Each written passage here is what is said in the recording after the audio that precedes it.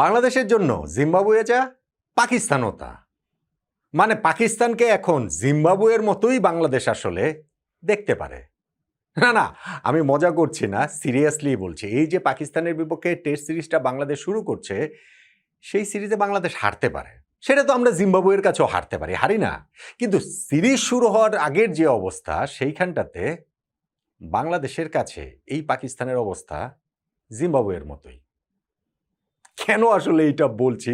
আমার কথাটা শুনে একমত হতেও পারেন আপনি।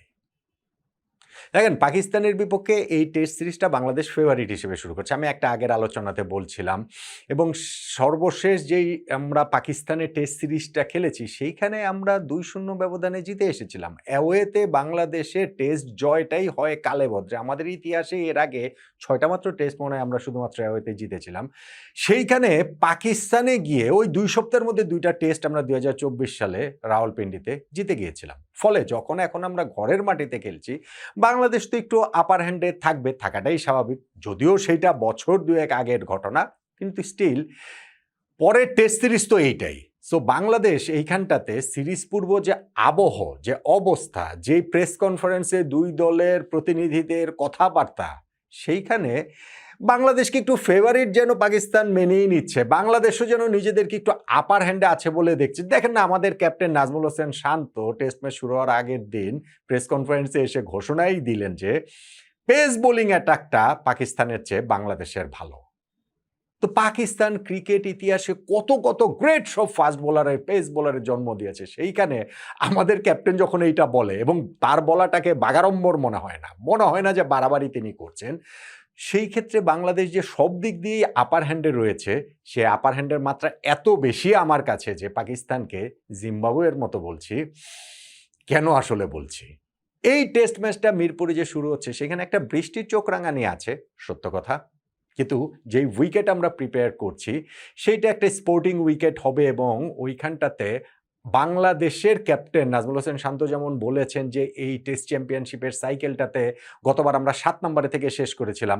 পাকিস্তান ৯ নম্বরে থেকে শেষ করেছিল। এখন তারা বলছে যে এই সাইকেলটাতে তারা ফাইনাল খেলতে চায়। এটা তাদের টার্গেট। আর আমাদের ক্যাপ্টেন শান্ত অত বাড়াবাড়ি করেন নাই। তিনি বলছেন ৪-৫ নম্বরে এই ধারাবাহিক উন্নতিটা রেখে তিনি ওই জায়গাটাতে নিয়ে যেতে চান বাংলাদেশকে এবং বাংলাদেশের পক্ষে এই সিরিজটা থেকে অন্ততপক্ষে ভালো কিছু করা তো সম্ভব। আগের টেস্ট চ্যাম্পিয়নশিপ সাইকেলটাতে আমরা কিন্তু অ্যাওয়েতে বেশি ভালো করেছিলাম হোমের চেয়ে।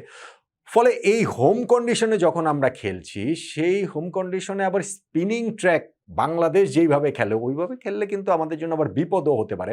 অবভিয়াসলি আমাদের তাইজুল রয়েছেন, অবভিয়াসলি আমাদের মিরাজ রয়েছেন, আমাদের নাইম হাসানও রয়েছেন স্পিন অ্যাটাকে।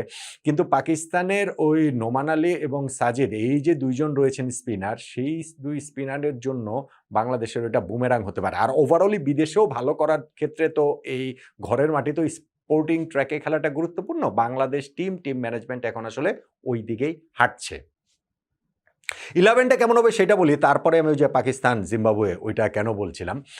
এই ম্যাচের একাদশ নির্বাচনের ক্ষেত্রে আমাদের এক্সাইটিং কিছু বিষয় রয়েছে। ইনফ্যাক্ট যখন আমাদের স্কোয়াডটা ঘোষণা করা হয়েছে সেইটার থেকেই ধরেন তানজিদ হাসান তামিম, যিনি মূলত লিমিটেড ওভারের ক্রিকেটেই এখন পর্যন্ত তার পথ চলাটা, টি-20 এবং ওয়ানডে টিমের ওপেনার হিসেবে নিজেকে এস্টাবলিশ করেছেন।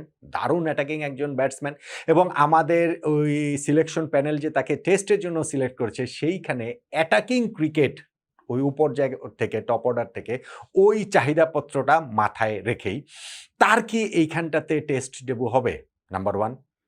অমিত হাসান আমাদের খুবই আরও একজন exciting young cricketer, proper test cricketer আমরা বলতে পারি। ডোমেস্টিকে অনেক দিন ধরেই খুব ভালো খেলছেন, অনেক রান তার পেছনে আছে।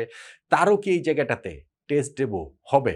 আর আমাদের বোলিং অ্যাটাকের কথা যদি বলি, সেইখানটাতে তো পেস বোলিং নাকি স্পিন বোলিং, সেইখানটায় মানে কোন বোলিং অ্যাটাকের দিকে আমরা আসলে মনোযোগ দিব? ৫ জন বোলারই তো আমাদের আসলে একাদশে খেলবেন। সেখানে কি আমরা ৩ পেসার ২ স্পিনার নিয়ে খেলবো নাকি ৩ স্পিনার ২ পেসার নিয়ে খেলবো? এই কয়েকটা প্রশ্নের জায়গা কিন্তু রয়ে গেছে। এখন আসেন হচ্ছে গিয়ে তানজিদ তামিমের কথাটা বলি যে তার তো টেস্ট ডেবিউটা হতেই পারে এবং তার কাছ থেকে আমাদের ক্যাপ্টেন শান্তর চাওয়াটাও বলেছেন যে তিনি যেভাবে ক্রিকেট খেলেন সেইভাবেই যেন খেলেন যখন সুযোগ পান। এই টেস্ট ম্যাচটাতে সুযোগ কি আসলে হবে কিনা? আমাদের যে টেস্টে ২ জন ওপেনার রয়েছেন মাহমুদুল হাসান জয় এবং সাদমান ইসলাম, এই ২ জন লাস্ট যে সিরিজটা আমরা খেলেছি আয়ারল্যান্ডের বিপক্ষে সেখানে কিন্তু ভালো করেছেন।